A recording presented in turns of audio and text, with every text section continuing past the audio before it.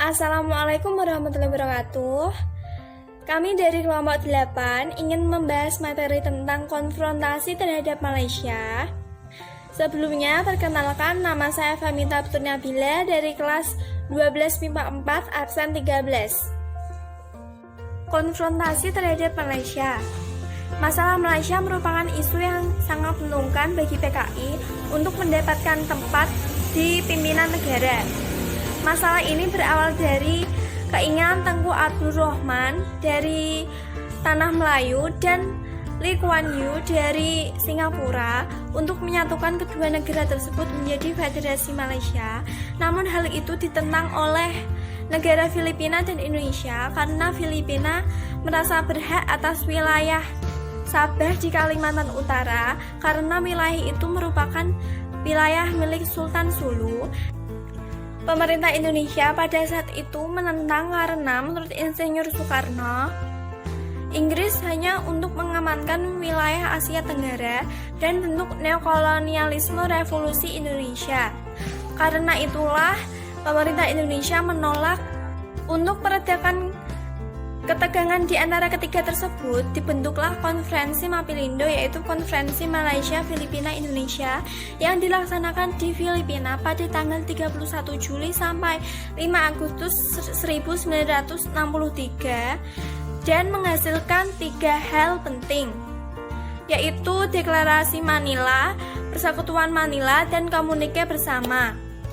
Dari 3 hal tersebut mencakup hal-hal penting yang intinya Indonesia dan Filipina mau menerima konferensi Malaysia asalkan rakyat Kalimantan Utara mau menerima hal tersebut. Dan selanjutnya akan dilanjutkan oleh rekan saya yaitu Siti Mukaromah.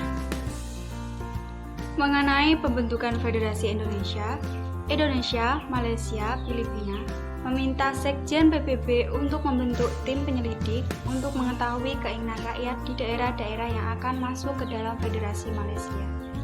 Tim penyelidik yang dipimpin oleh Lawrence Misselmore.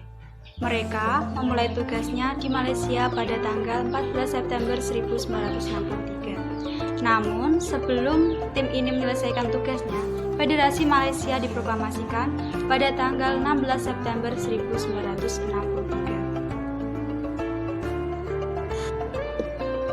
Dengan ini, Malaysia telah melanggar hasil konferensi Mapilindo yang secara jelas menyatakan bahwa penyelidikan tentang keinginan rakyat oleh PBB harus lebih dahulu dilakukan sebelum Federasi Malaysia diproklamasikan.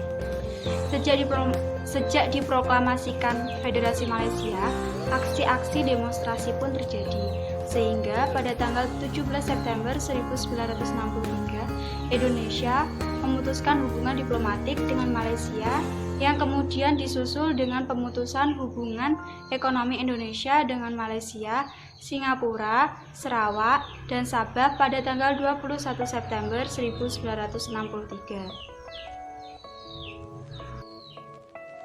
Konflik yang terjadi antar negara ini menarik perhatian beberapa negara lain, di antaranya Amerika Serikat, Jepang, dan Thailand yang berusaha melakukan mediasi dengan mengadakan forum 3 negara untuk menyelesaikan masalah ini.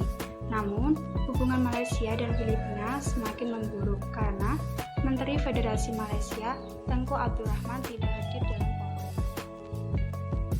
Assalamualaikum warahmatullahi wabarakatuh. Perkenalkan, nama saya Hanifah Ataya Rafida, absen 15 dari kelas 12 MIPA 4. Saya akan melanjutkan penjelasan dari teman saya.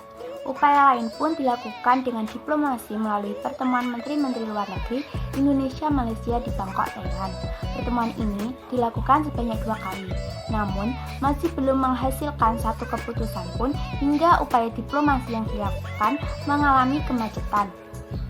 Di tengah kemacetan diplomasi ini, Presiden Soekarno memulai konfrontasinya dengan mengumumkan Dwi Kora atau Dwi Komando Rakyat dalam upacara besar sukarelawan pada tanggal 3 Mei 1964 yang isinya 1. Perhebat ketahanan revolusi Indonesia, 2. Bantu perjuangan rakyat Manila, Singapura, Sabah, Sarawak, dan Brunei untuk membubarkan negara boneka Malaysia.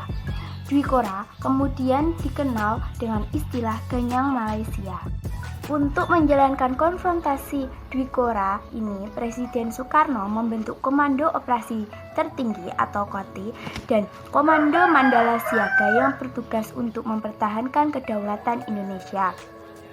Di tengah berlangsungnya konfrontasi saat Presiden Soekarno semakin gencar menyuarakan Ganyang Malaysia melalui siaran radio, diumumkan bahwa Malaysia dicalonkan menjadi anggota tidak tetap Dewan Keamanan PBB.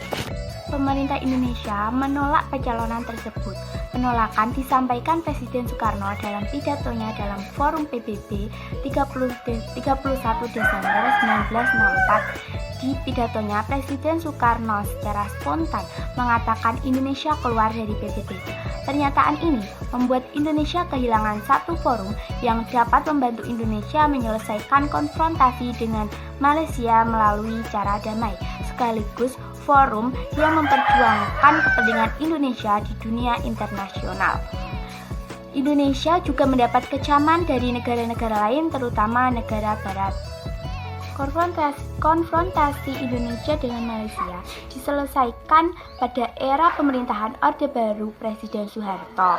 Penyelesaiannya dilakukan melalui Deklarasi Bangkok pada tanggal 29 Mei sampai 1 Juni 1966. Deklarasi Bangkok diwakilkan oleh Menteri Luar Negeri Indonesia yaitu Adam Malik dan Menteri Luar Negeri Malaysia yaitu Tun Abdul Razak. Sekian penjelasan dari saya. Apabila ada salah kata, saya mohon maaf. Wabillahi taufiq wal hidayah. Wassalamualaikum warahmatullahi wabarakatuh.